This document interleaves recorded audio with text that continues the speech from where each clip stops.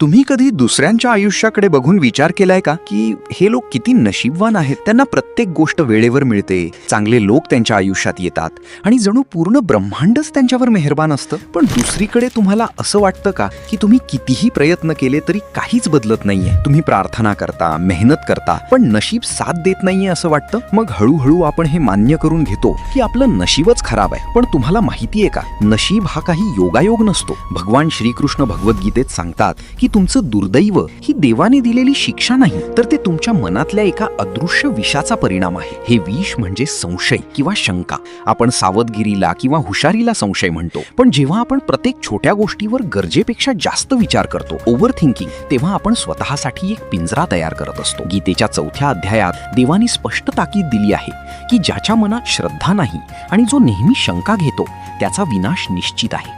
अशा माणसाला या जगातही सुख मिळत नाही आणि परलोकातही नाही. हा संशय 3 प्रकारे आपल्याला संपवतो. पहिला म्हणजे स्वतःवरचा संशय.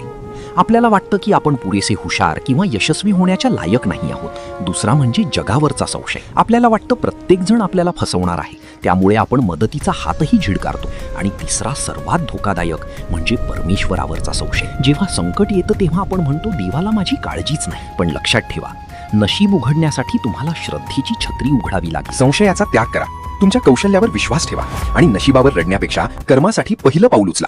जेव्हा तुम्ही विश्वासाने पुढे जाता तेव्हा बंद दरवाजे सुद्धा आपोआप उघडायला लागतात.